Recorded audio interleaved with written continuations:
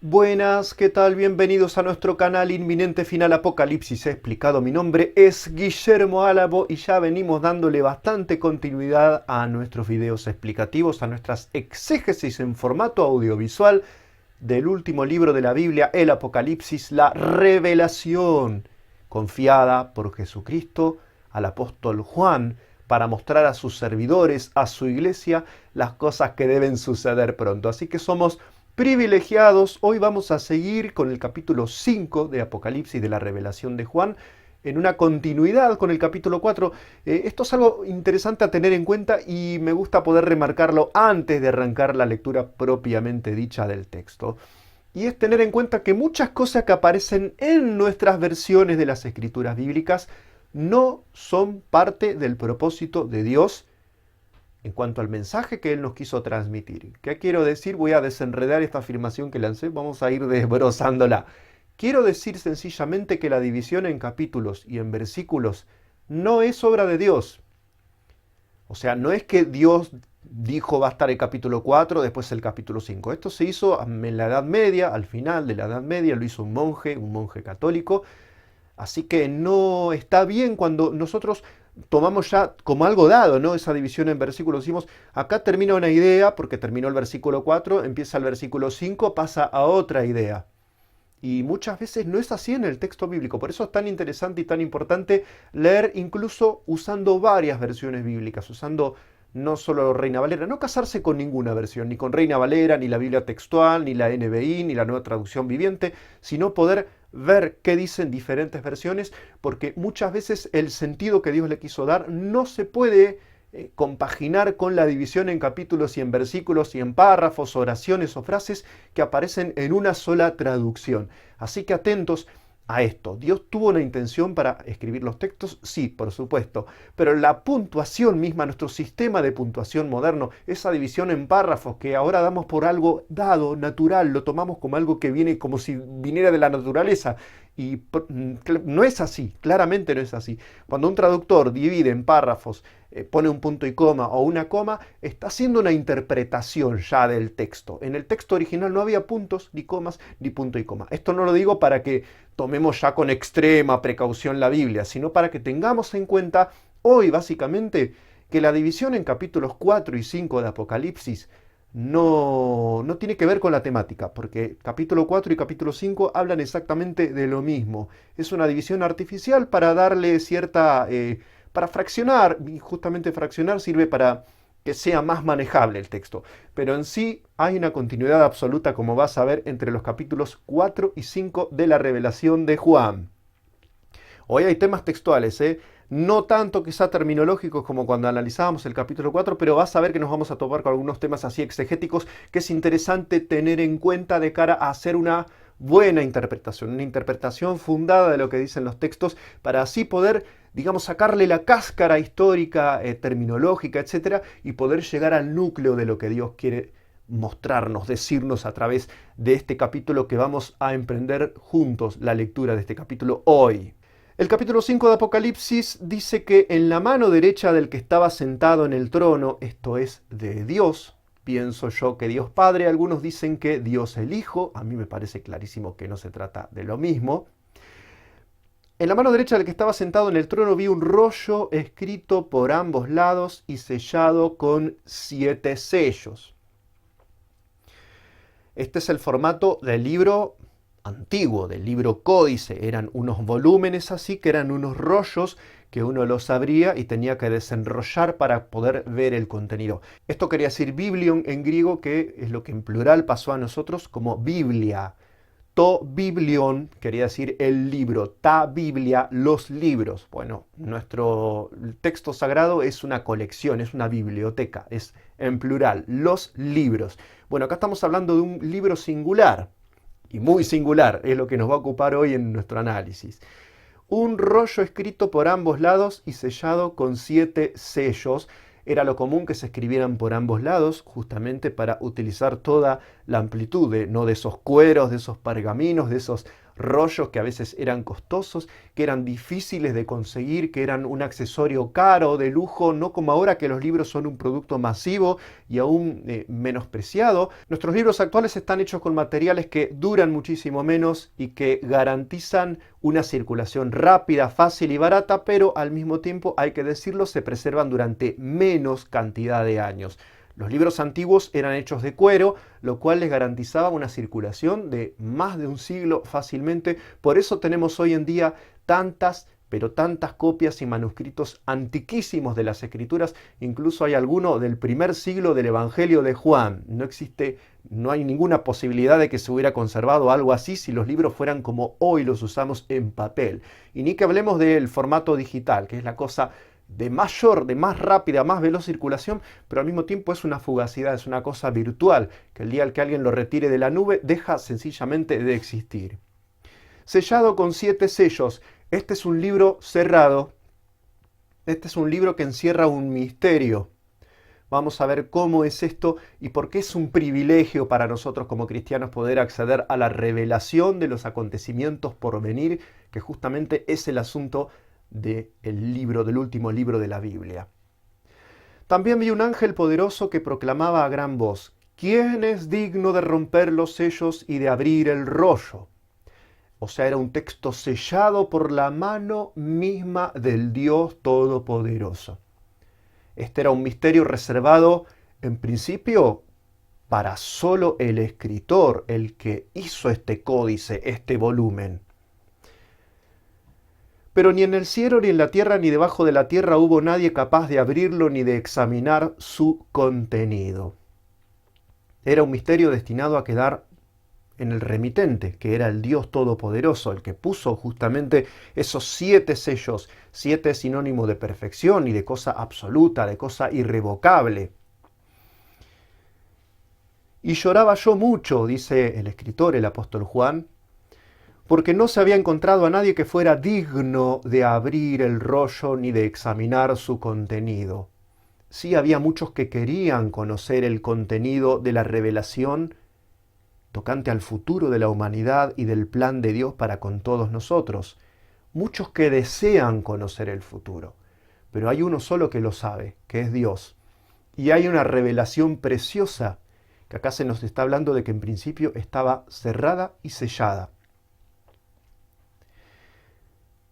Uno de los ancianos me dijo: deja de llorar, que ya el león de la tribu de Judá, la raíz de David, ha vencido. Él sí puede abrir el rollo y sus 7 sellos.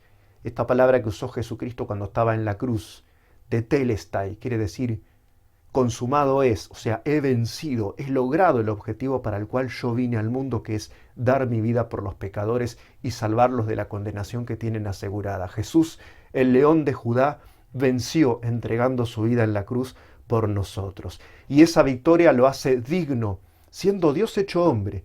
Él tuvo un acto de obediencia suprema yéndose a morir por nosotros a la cruz. Por eso se dice de él que es digno de examinar este rollo que contiene ese gran misterio, el futuro del mundo, de todas las naciones, e incluidos también ahí los entresijos de cada una de los hilos de la urdimbre de las vidas individuales que van a ir entramando ese futuro. Pero para nosotros se nos revela esas generalidades que nos van a hacer situarnos en el momento cuando llegue.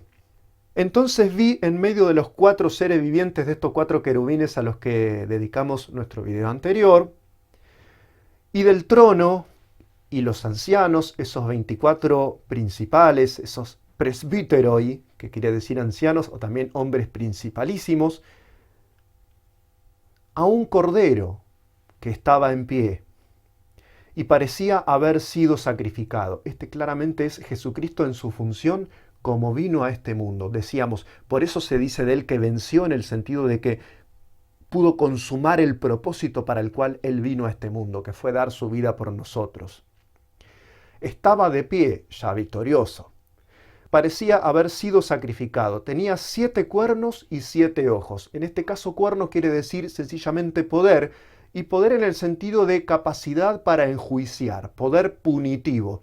Los cuernos no los llevan en la cabeza los animales como adorno, sino que todos saben perfectamente, los que conocen siquiera un poquitito así del reino animal, que los cuernos son para defender un territorio, para castigar, para ejercer algún tipo de acto punitivo, ¿eh? No están ahí de adorno meramente, no son un ornamento los cuernos.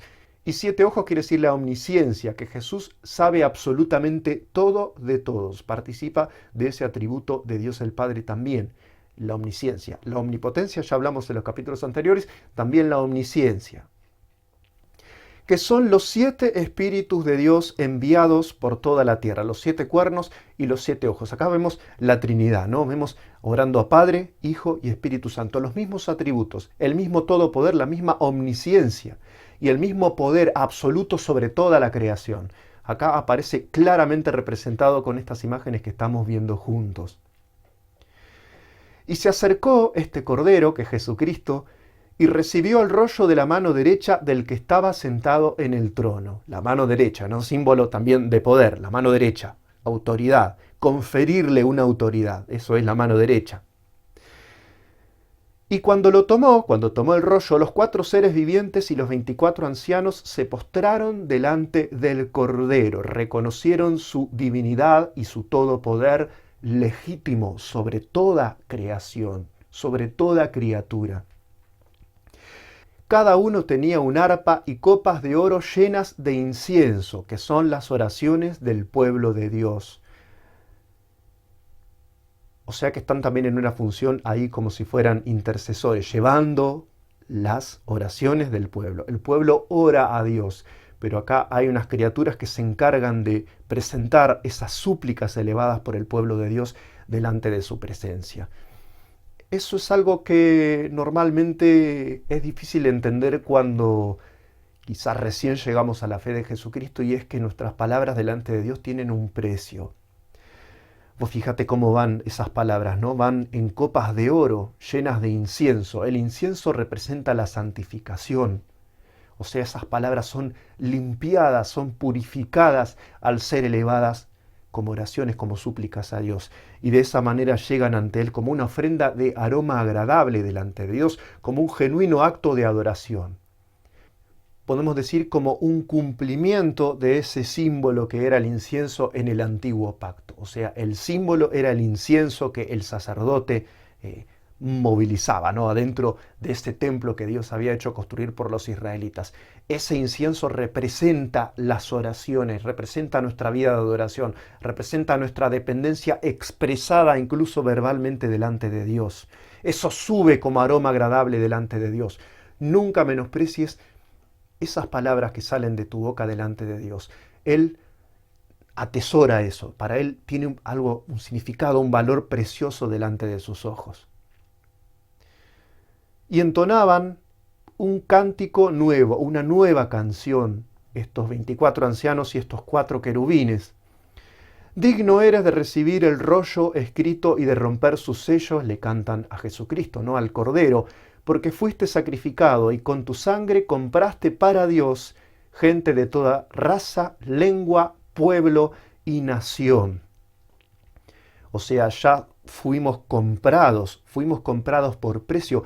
Siempre se habla de la salvación que recibimos los cristianos, pero está muy bueno ahora que acaban de pasar los días de Semana Santa recordar ese precio que hubo que pagar por nuestras almas. Sí, somos salvos de manera gratuita, pero para nosotros es gratis. Solo tenemos que creer y recibir el sacrificio de Jesús, pero para Él no fue gratis, Él tuvo que dar su vida. Y con esa sangre que Él permitió que se derramara, fuimos entonces adquiridos.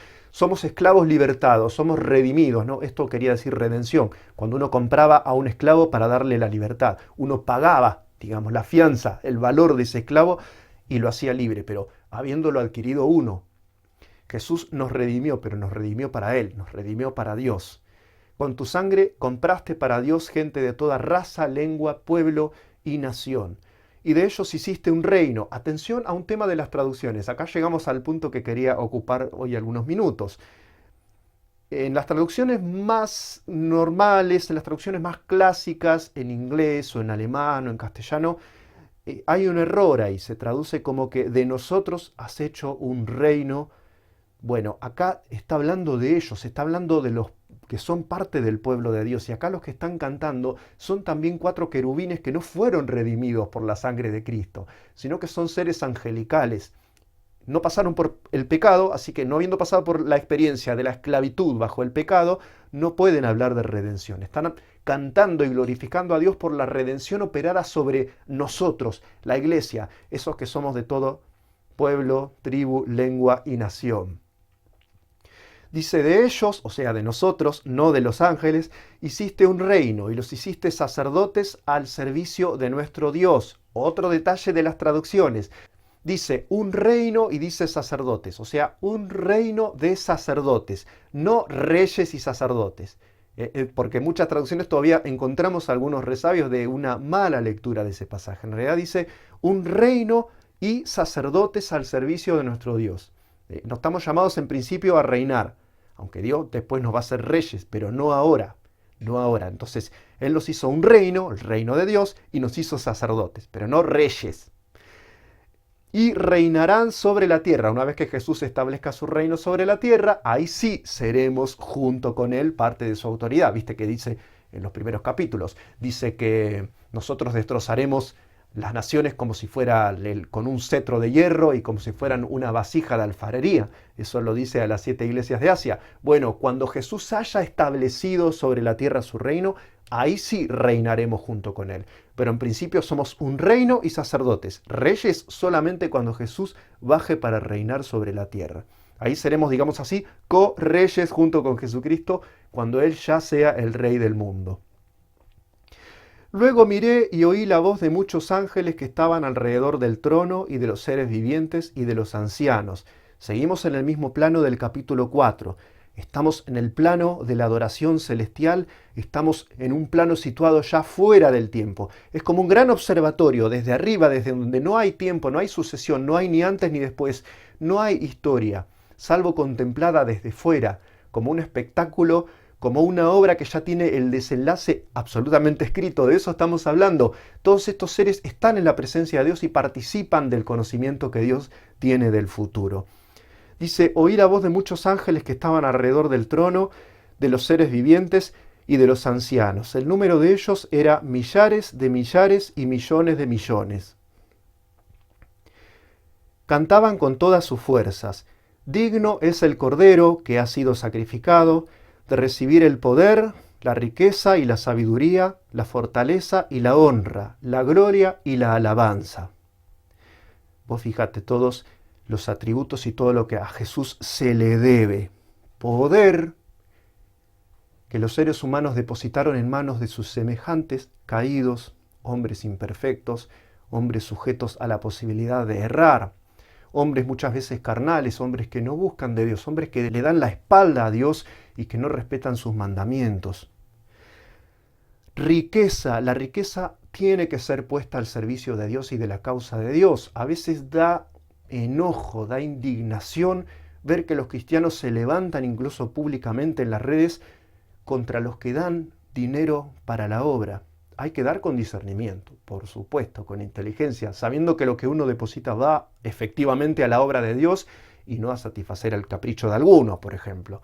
No, hablamos de dar para la obra, de dar para la iglesia, de dar para la expansión, para las obras misioneras, para la evangelización del mundo. De eso hablamos. Pero hay gente que se enoja cuando se pone dinero para causas espirituales.